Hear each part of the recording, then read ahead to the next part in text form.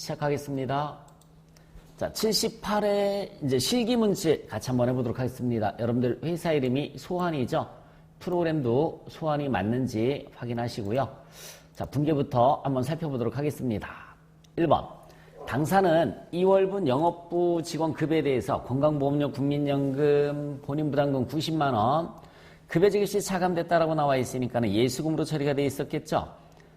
또 건강보험료, 국민연금, 사업자 부담금을 현금으로 납부하였다라고 나와 있어요. 자, 그러면은 일반 전표 문제입니다. 일반 전표 문제예요. 일반 전표 3월 10일 날짜로 가셔서 3월 10일 날짜에 가셔서 일단 분계를 한번 해볼까요? 토탈 현금으로 납부한 돈은 180만 원이 되겠죠. 본인이 부담하는 거 90만 원에 회사가 부담을 하는 거 90만 원에 해서 180만 원 납부를 했어요. 대변에 현금이 180만 원. 대변에 현금이 180만 원이고요. 본인이 부담하는 것은 예수금으로 급여지급 시 처리됐다라고 나와 있으니까 예수금이 90만 원이 됩니다. 자, 회사가 부담을 해주는 것은 건강보험료는 복리후생비로 처리를 해주시면 되고요. 복리후생비가 40만 원. 영업부 직원이니까는 800번대가 되겠죠. 국민연금은 세금과 공과로 분계를 해주시면 됩니다. 세금과 공과가 50만 원. 역시 마찬가지 영업부 부담이니까는 영업부 직원이니까는 800번대가 되는 거예요. 차변에 자, 예수금이 90만 원. 예수금이 90만 원. 또 차변에 복리후생비라고 그랬어요. 40만 원. 차변에 세금과 공과가 50만 원입니다. 그리고 대변에 현금으로 지급했으니까 현금이 180만 원이 가시면 되겠죠. 자, 2번 문제를 보시면은 당사 동양은행에 보통예금 계좌에 입금된 내역을 조회한 결과 이자 소득이 입금되었다고 나와 있습니다. 3월 31일 날짜입니다. 토탈 지급 금액이 42,000원이에요. 법인세 지방소득세 6,460원 떼고 들어왔습니다. 그죠? 대변에 이자 수익. 대변에 이자 수익이 42,000원이고요. 돈 받을 때 세금 떼는 거 선납세금으로 분계를 해주시면 되겠죠? 선납세금이 6,460원. 6,460원. 나머지는 보통예금이 입금됐으니까 보통예금이 35,540원이 되겠습니다. 자, 3번 문제를 한번 볼까요? 3번 문제. 당사는 브라질에 제품을 직수출하였다라고 나와 있습니다. 메인 매출 전표예요. 메인 매출 전표 2월 12일 날짜로 들어가시면 되겠습니다. 메인 매출 전표 2월 12일 날짜 들어가셔서 분계를 먼저 한번 해볼까요? 제품을 직수출했다라고 나와 있습니다. 일단은 직수출이라고 나와 있으니까 과세유형은 16번에 수출이 됩니다. 과세유형은 16번에 수출이 되고요. 대변에 제품 매출. 대변에 제품 매출이 총 수출 대금이 35,000달러 나와 있고요. 선적일이 2월 10일이라고 나와 있습니다. 2월 10일 기준으로 해서 1,200원이죠. 그러면 35,000달러 곱하기 1,200원 해주면은 4,200만 원이 나와요. 제품 매출은 4,200. 자, 계약금 미리 받은 게 3,500달러, 바로 350만 원으로 환가를 했다라고 나와 있습니다. 미리 받은 걸 뭐라고 하죠, 여러분들? 선수금이라고 하죠. 선수금이 350만 원이에요. 선수금이 350만 원. 자, 계약금을 제외한 잔금이면 35,000달러에서 3,500달러를 차감하면 31,500달러가 나올 겁니다. 31,500달러를 선적일 2월 10일에 보통예금으로 받았어요. 그러면 역시 마찬가지 2월 10일 보통예금으로 받았으니까 2월 10일의 환율 1,200원을 곱해주시면 되겠습니다. 2월 15일은 미래 환율이니까 볼 필요가 없어요. 볼 필요가 없습니다. 자, 오늘 날짜는 2월 10일 날짜니까 자, 31,500원, 31,500달러 곱하기 2월 12일에 1,200원을 계산을 해줘서 자, 보통예금의 금액이 얼마가 되느냐면 3,780만 원이 되겠죠. 3,780만 원이에요. 차변에 70만 원이 부족하게 됩니다. 차변에 70만 원이 부족하죠. 그러면 이것을 외환차손으로 분계를 해주시면 되겠습니다. 외환차손이 70만 원이 돼요. 자, 전표입력을 한번 해보도록 하겠습니다. 유형은 16번의 수출이라고 그랬죠. 유형은 16번에 수출로 들어가시면 돼요. 16번에 수출. 자, 품목은 제품을 팔았어요. 제품. 공급가액 안에 4,200만 원이고요. 거래처 입력을 해주시면 되겠습니다. 아마존사 입력을 해주시면 되고요. 영세일 구분은 직수출이니까 1번에 직접 수출 선택해 주시면 돼요. 수출 신고번호 없으니까 생략을 하고요. 분기하는 당연히 혼합이에요. 그러면 대변의 제품 매출, 차변의 선수금. 차변의 선수금 금액은 350만 원. 차변의 보통예금이 3,780만 원 보통예금이 입금했어요. 나머지 차액이 외환차손이라고 그랬으니까 외환차손이 70만 원입니다. 됐죠? 4번 문제 보도록 하겠습니다. 당사의 영업부서는 업무 수행을 위해서 자, 승용차를 임차하고 자, 전자세금계산서를 말일 날짜로 수출을 했습니다. 전액 비용으로 회계 처리할 거. 승용차 관련돼서 세금계산서니까 54번에 불공이 되겠죠. 3월 30날짜입니다. 3월 30날짜 54번에 불공이고요. 승용차 임차. 공급가액이 얼마라고 나와 있나 한번 볼까요? 공급가액은 200만 원입니다. 공급가액은 200만 원. 거래처는 한결캐피탈입니다. 한결캐피탈. 전자세금계산서 맞죠? 1번. 불공제 사유는 F1 눌러서 승용차 관련된 거. 그죠? 분계는 자, 대금결제 다음 달 5일에 통장에서 결제가 되는 거니까는 이번 달 말일인 3월 30날에는 결제가 안 됐어요. 미지급금 처리를 해주시면 되는 겁니다. 3번에 미지급금이에요. 차변에 임차료, 영업부서니까 800번대 임차료입니다. 그리고 대변에 미지급금이 220만 원이죠. 54번에 불공이에요. 승용차 관련된 것은 54번에 불공으로 처리를 해줘라. 자, 2번. 부가가치세 신고서 및 부속서류를 작성을 해라 라고 나와 있습니다. 일기 확정. 자, 일단은 부가가치세 신고서 들어가서 일기 확정이니까 4월 1일부터 6월 30일이죠. 6월 30날짜입니다. 자, 첫 번째 요 자료를 그대로 입력을 해주시면 돼요. 신용카드 과세 매출이 부가세 포함해서 3,300만 원이죠. 신용카드란에 3,000만 원. 두 개 더해서 19번에 3,300만 원은 요 19번은 입력을 해도 상관이 없고요. 삭제를 입력을 하지 않아도 상관이 없습니다. 입력을 하지 않아도 상관이 없어요. 자, 우리는 3번에만 그냥 입력을 하도록 하겠습니다. 자, 세금계산서 매출이 1억 원 나와 있죠. 세금계산서 매출이 1억 원 나와 있고요. 예정때 카드 누락분이 1,100만 원이 있어요. 예정신고 누락분에서 7번 과세 기타란에 들어갑니다. 과세 기타란에 1,000만 원에 100만 원 들어가시면 돼요. 이따 가산세 계산을 해주셔야 됩니다. 자, 매입 자료를 보시면은 세금 계산서 매입액이 5천만 원인데 이 중에서 고정자산 매입이 2천만 원 있다고 나와 있어요. 2천에 200만 원. 그러면 세금 계산서 매입은 3천에 300이 될 거예요. 근데 이 중에서 접대비 관련된 게 또 500만 원 있다고 나와 있죠. 그러면 16번 공제받지 못할 매입세만에 500만 원에 50만 원이 들어가시면 되겠습니다. 일반 매입에 3천, 고정자산 매입에 2천, 그리고 일반 매입 3천만 원 중에서 접대비 관련된 것은 공제받지 못할 매입세만에 500만 원이 들어가시면 되죠. 신용카드 과세 매입, 일반 매입이 1,000만 원 나와 있어요. 그러면 14번이죠. 14번에 일반 매입이에요. 여기도 일반 매입이 있죠. 이거는 예정신고 누락분이고요. 지금은 예정신고 누락분이 아닙니다. 정상적인 거래예요. 1,000만 원에 100만 원 집어넣으시면 되고요. 예정신고 매입 세금계산서 누락분이 500만 원이 있어요. 매입 여기 보시면 매입 세금계산서 누락분에 500만 원, 세액은 50만 원 들어가시면 되겠습니다.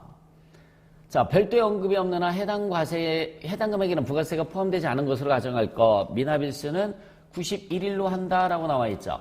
자, 이제 가산세만 계산을 해주시면 되겠습니다. 가산세는 첫 번째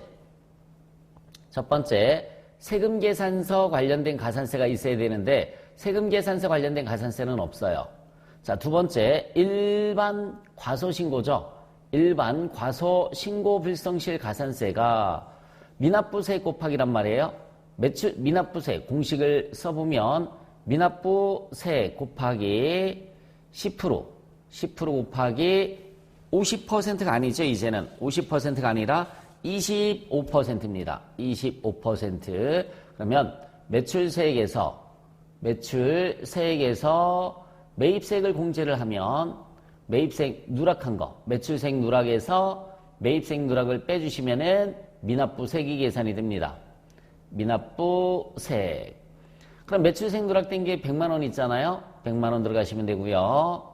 매입세액 누락된 거, 자, 예정 때 매입 누락된 게 500만 원이 있으니까 500만 원의 10%면 50만 원이 됩니다. 50만 원. 미납부세액은 50만 원이 되겠죠. 자, 50만 원 곱하기 10% 곱하기 25% 이렇게 해주시면 12,500원이 계산이 됩니다. 자, 세 번째는 납부불성실 가산세예요. 세 번째는 납부불성실 가산세 미납부세액 곱하기 0.91 미납일수죠. 미납부세액 곱하기 미납일수 곱하기 만분의 2.5를 해주시면 되겠습니다. 그럼 미납부세액 똑같아요. 50만 원 곱하기 미납일수는 91일로 한다고 여기 주어졌으니까 곱하기 만분의 2.5를 해주시면은 11,375원이 나오죠. 11,375원이 계산이 됩니다. 자, 네 번째 영세율 관련된 가산세가 있는데 이 문제에서는 영세율은 없으니까 해당 사항이 없습니다. 가산세 입력을 한번 해볼까요? 가산세에 찍어주시고요. 일반 과소신고, 여기 일반 무신고가 아니라 일반 과소신고예요. 50만 원 입력을 해주시면 되고요. 12,500원입니다. 납부불성실 가산세 똑같이 50만 원 입력하시고, 자, 만약에 이걸 입력하고 싶다라고 하면 당초 납부 기한은 예정 때 누락된 거니까는 2020년 예정 4월 25일이에요. 근데 확정 때 신고하는 거죠. 2020년 7월 25일. 미납일수가 이렇게 90일로 계산이 됩니다. 그럼 11,375원도 자동으로 계산이 되죠. 11,375원도 자동으로 계산이 됩니다. 아니면 50만 원 입력하시고요. 이게 정말 좀 혼란스럽다라고 하시면 그냥 취소 버튼 눌러주시고서 11,375원을 수기로 이렇게 입력을 하셔도 상관이 없습니다. 자, 가산세까지 모두 입력하셨으면 저장하시고 빠져나오시면 되겠습니다. 그 다음 문제 7월 14일에 과세사업과 면세사업에 공통으로 사용하기 위해서 이 문장이 나오면 무조건 부가가치 중에서 공제받지 못할 매입세액 명세서예요. 공제받지 못할 매입세액 명세서입니다. 파원에서 5천만 원의 기계장치를 매입하였다. 이와 관련해서 기계장치 매입세금 계산서 수취분에 대해서 매입매출 전표 입력 및 공제받지 못할 매입세액 명세서를 작성을 해라 라고 나와 있어요. 자, 일단은 매입매출 전표에 입력을 해라 라고 나와 있죠. 매입매출 전표에 그러면은 매입매출 전표로 먼저 가보도록 하겠습니다.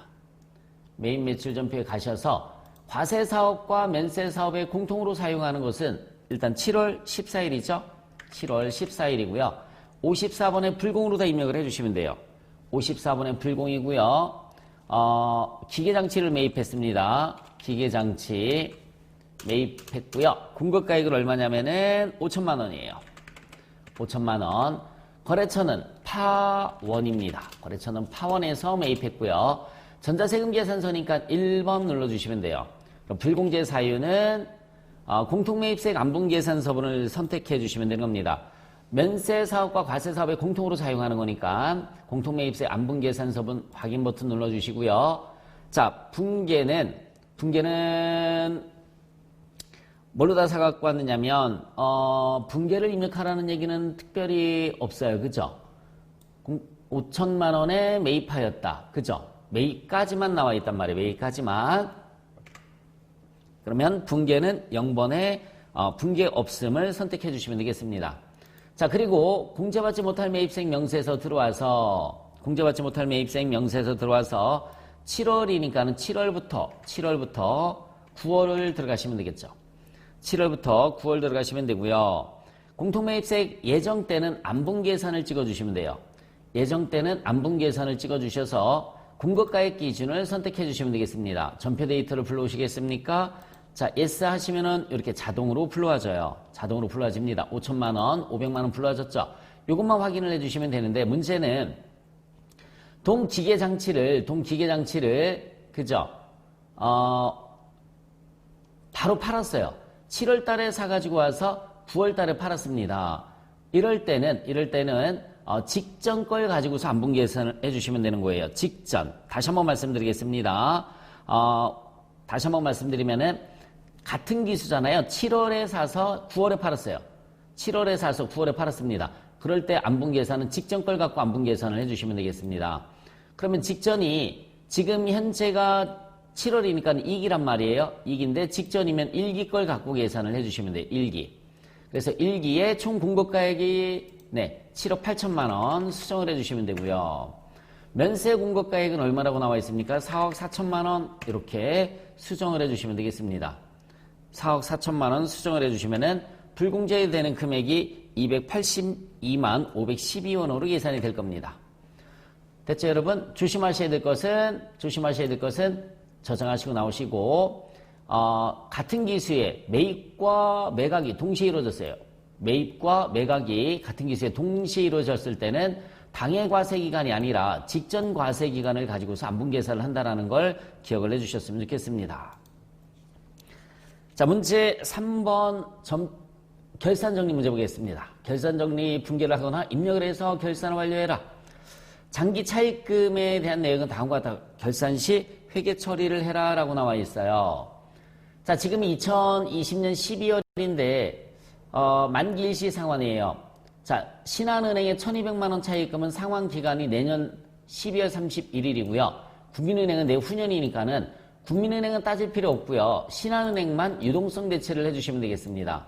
신한은행만 일반전표 12월 31일 날짜에 들어가셔서 일반전표 12월 31일 날짜에 들어가셔서 차변의 장기 차입금 신한은행이고요. 금액은 1200만 원이에요.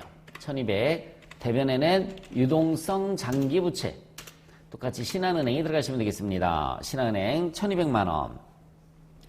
다시 한번 말씀드릴게요. 국민은행은 상환기간이 내후년이니까 1년이 넘게 남았고요. 신한은행만 내년 12월이 만기예요. 1년 이내 도래했으니까 유동성 대체한다 라는 말 쓰죠.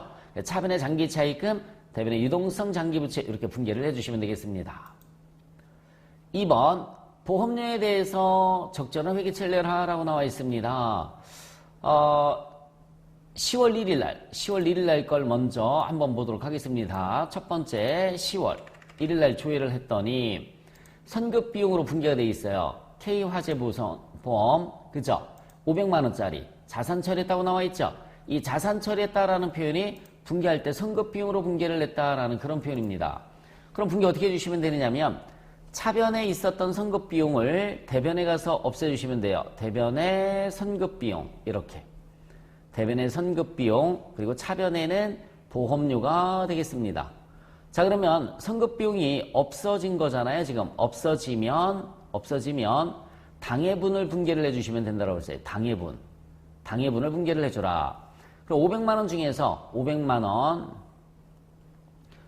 원 곱하기 12개월 중에 당에 해당하는 게 10월 1일부터니까는 3개월이죠. 10, 11, 12 3개월이 되겠습니다. 그러면은 125만 원이 계산이 돼요. 125만 원. 그래서 125만 원만 분계를 해주시면 돼요. 125만 원. 차변에 있었던 선급 비용을 대변에 없애주고 차변의 보험료입니다. 선급 비용이 없어지면 당해분을 분계를 해줘라. 500만 원 곱하기 12분의 3. 자, 두 번째 거는 몇 월 며칠 건가 한번 보겠습니다. 4월 1일이에요. 4월 1일 날짜입니다. 자, 여기에서는 보험료로 분계가 되어 있죠. 여기 비용 처리했다라고 나와 있어요. 비용 처리했다라는 말이 보험료로 분계를 했다라는 얘기입니다. 이번에는 차변에 있었던 보험료 요거를 대변에 가서 없애주시면 되겠습니다. 대변에 보험료 없애주시면 되고요. 차변에 선급비용. 이번에는 선급비용이 없어진 게 아니라 생겼죠. 선급비용이 생기면 내년에 해당하는 걸 분계를 해주시면 돼요. 내년분. 100만 원 중에서 100만 원 곱하기 12분의 내년에 해당하는 게 3개월이니까 3개월 이렇게 해주시면 되겠죠. 그러면은 25만 원이 계산이 됩니다. 25만 원. 차변의 선급 비용이 25만 원, 대변의 보험료 25만 원이 됩니다. 자, 전표 입력 한번 해보도록 하겠습니다. 차변에 자, 공장 보험료니까 500번대 보험료가 되겠죠. 500번대 보험료 금액은 여기가 아니죠. 이 자리가 아닙니다. 12월 31일 자리죠. 12월 31일 차변에 500번대 보험료고요. 금액은 125만 원. 대변에 선급비용 125만 원. 그리고 또 차변에 선급비용이 25만 원. 두 번째 거는 800번대 보험료예요. 영업부서니까 800번대 보험료 25만 원입니다. 3번. 재고실사 과정에서 제조범은 종업원 복류생으로 지급한 제품의 처리가 누락된 것을 확인하였다. 자, 이 분계는 뭡니까? 그러면은 12월 31일 날짜에 대변에 제품이 나갔어요. 저기 8번 집어넣어야 되겠죠? 금액은 725만 원이고요. 차변에는 복류생비인데 제조부문이니까 500번대 복류생비 725만 원으로 분계를 해주시면 돼요. 725만 원. 4번은 이익잉여금 처분에 관련된 문제입니다. 자동결산 문제는 없네요. 그냥 바로 이익잉여금 처분계산서에 가서 입력을 해주셔도 돼요. 혹시나 yes, 아니오 메시지가 나오면 아니오를 눌러주시면 되겠습니다. 아니오 눌러주시면 되고요. 바로 그냥 이익잉여금 처분계산서에 가셔서 자, 처분일은 2021년 3월 10날짜입니다. 3월 10날짜고요. 주식배당으로 1,000만 원 처분했으니까 주식배당금 난해, 그쵸? 주식배당금 난해 1,000만 원. 주식배당금 난해 1,000만 원. 자, 그리고 현금배당금이 1,000만 원이죠? 현금배당 찍고 1,000만 원 입력을 해주시면 돼요. 주식 할인받은 자금 상각이 여기 있습니다. 700만 원이에요. 700만 원. 이익준비금은 무시한다. 원래 이익준비금 여기에 현금배당이 1,000만 원이죠. 1,000만 원에 10% 100만 원을 입력을 해줘야 되는데 무시한다라고 했으니까 굳이 입력하실 필요는 없습니다. 만약에 입력해라라고 나왔으면은 아까 그 자리에다가 입력을 해주시면 되는 거죠. 다 입력했으면 전표 추가하시고 나와주시면 됩니다. 전표 추가하시고 나와주시면 돼요. 자, 원래는 결산 순서가 재손이재 요 순서를 지켜주셔야 되는데 시험에서는 상관이 없습니다. 그냥 바로 이익잉여금 처분계산서에 가서 입력을 해주셔도 됩니다. 원천징수 관련된 문제를 한번 보도록 하겠습니다. 2020년 3월 1일에 입사한 나대리 사원과 관련된 자료이다. 사원 등록 메뉴에 부양가족 등록 탭을 작성을 하고 자, 기본공제 대상이 아닌 경우 반드시 기본공제를 부르다 해서 입력하라고 나와 있습니다. 연말정산 추가자료 입력 메뉴에 소득명세, 월세, 연말정산 탭을 작성을 해라 라고 나와 있어요. 물음이 2개죠. 사원 등록부터 들어가도록 하겠습니다. 사원 등록 들어가셔서 나대리 2020년 3월 1일 확인하셨고요. 자, 부양가족 명세에 가셔서 부양가족을 입력을 한번 해보도록 하겠습니다. 자, 나부친부터 입력을 한번 해볼까요? 나부친 1번입니다. 소득세 직계 존속이니까 1번 눌러주시면 돼요. 1번 나부친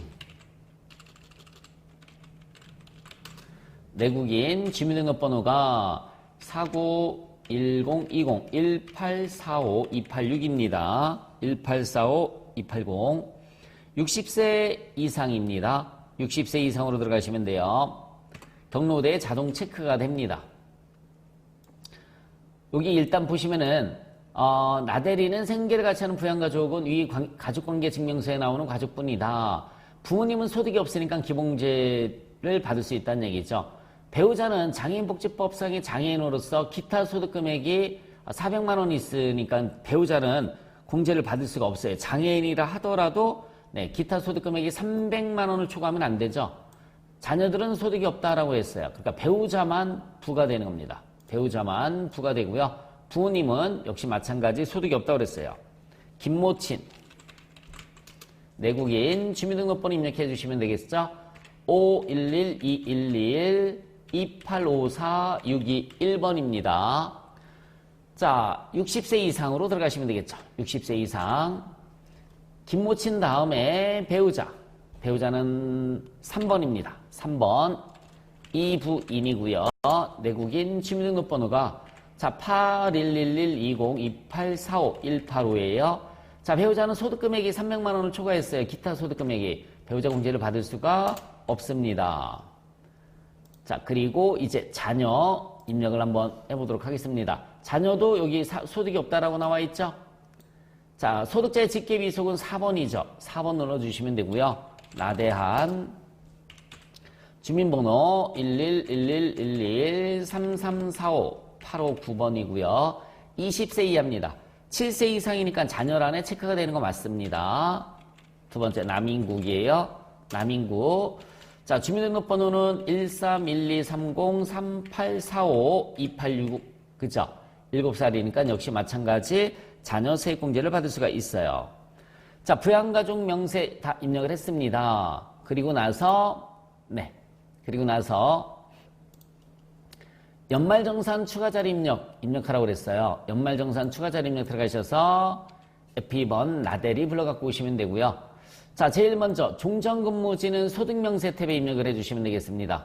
소득명세 탭에 여기 자, 근무처는 주식회사 텍스입니다. 주 텍스. 사업자 등록번호가 615-81-33224번이고요. 근무기간은 여기 나와 있죠. 2020년 1월 1일부터 2020년 2월 28일이에요. 2월 28일. 급여는 900만 원입니다. 급여가 여기 900만 원이고요. 상여가 100만 원 있습니다. 상여가 100만 원. 상여 100만 원. 자, 그리고 국민연금 밑으로 쭉 내려가겠습니다. 건강보험료부터 건강보험료는 256 그죠? 256-200 장기요양보험료가 17,660원이고요. 고용보험료가 45,500원. 국민연금이 31만 5천원이에요. 국민연금은 31만 5천원. 세액은 결정세액을 입력하는 거라고 그랬어요. 이거는 뭐냐면 종전근무지에서 즉 주식회사 텍스에서 20만 2천원 납부를 했는데 차감징수세액이 마이너스로 20만 2천원 떴죠. 퇴사할 때 다 환급을 받았다는 뜻입니다.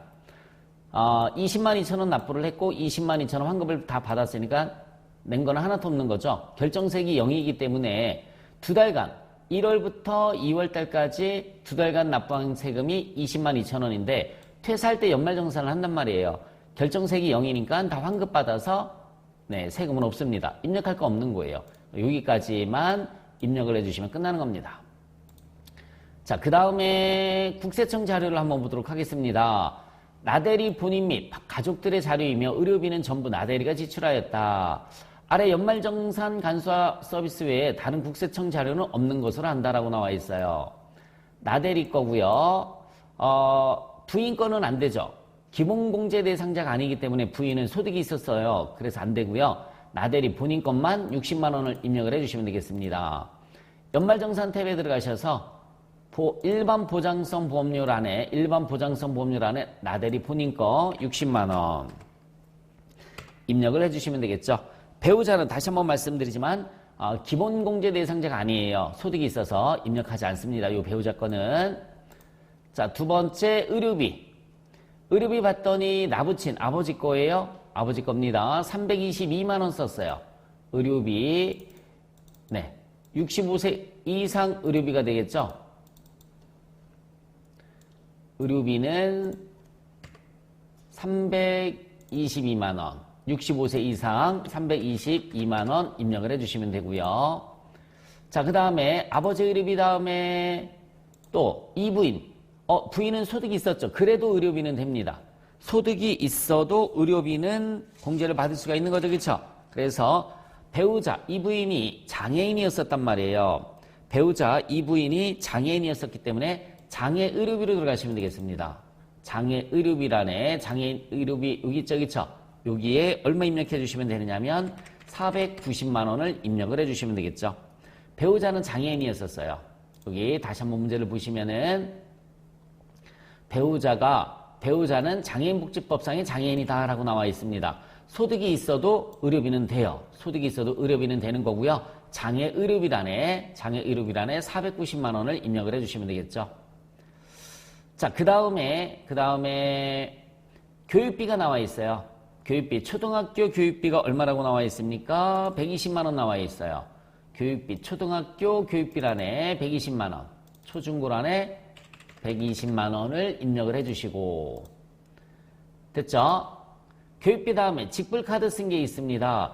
부인이 쓴 거 안 돼요. 소득이 있는 사람의 카드는 안 됩니다. 다시 한번 말씀드릴게요. 소득이 있는 사람의 카드 사용액은 해당 연말정산에서 세액공제를 받을 수가 없죠. 소득공제를 받을 수가 없습니다. 입력하는 거 아니에요.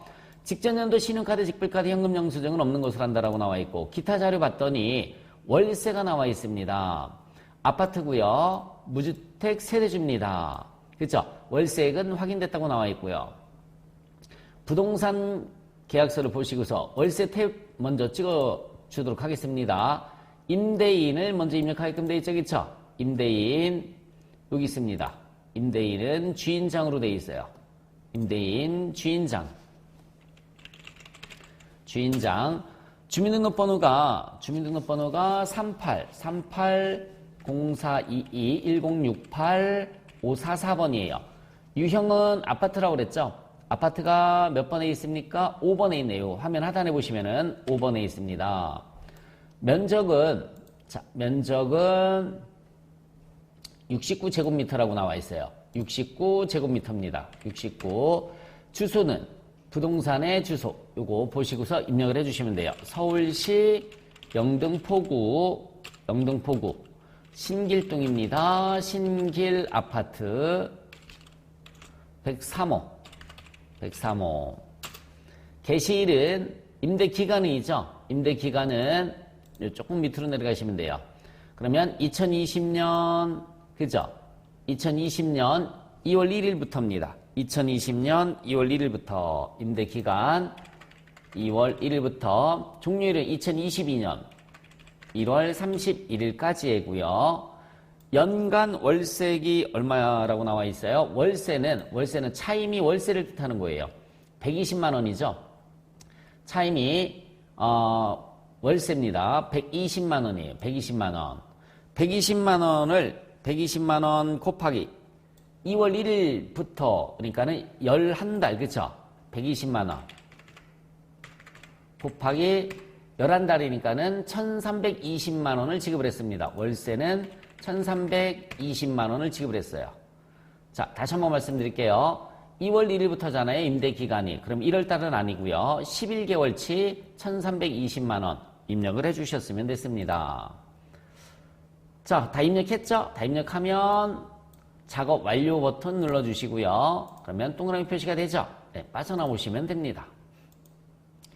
2번 자료 보도록 하겠습니다. 다음 자료를 이용해서 기타 소득자 등록 및 이자 배당 소득자료 입력 메뉴에 관련 자료를 입력해서 원천징수세액을 계산을 해라 라고 나와 있어요. 자, 일단은 기타 소득자 등록을 하라고 나와 있으니까 기타 소득자 등록으로 들어가도록 하겠습니다. 기타 소득자 등록 요거 일괄 변경 눌러주셔도 되고요. 취소 버튼 눌러도 상관이 없습니다. 코드번호는 주식 여기 있죠. 법인 002번이고요. 002번. 상호는 주식회사 대한입니다. 주식회사 대한. 괄호 주 대한.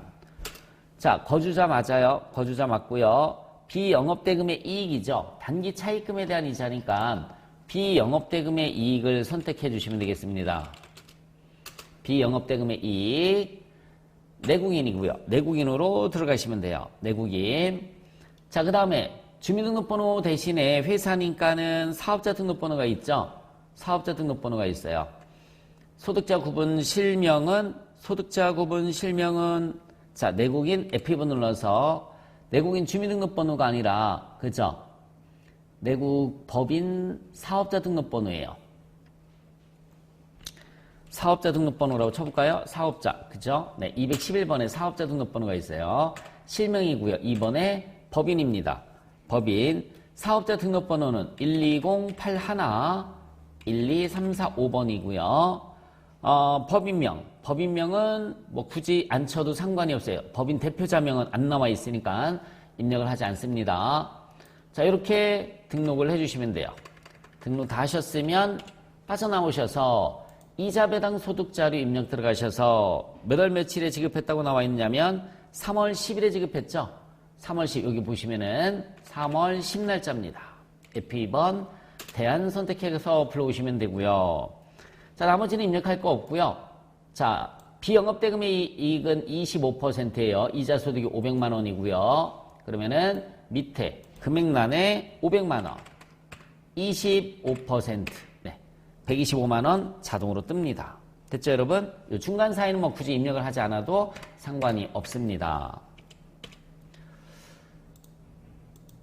자, 이렇게 해서 우리 소환의 문제 원천인수까지 모두 풀어봤습니다. 수고하셨습니다.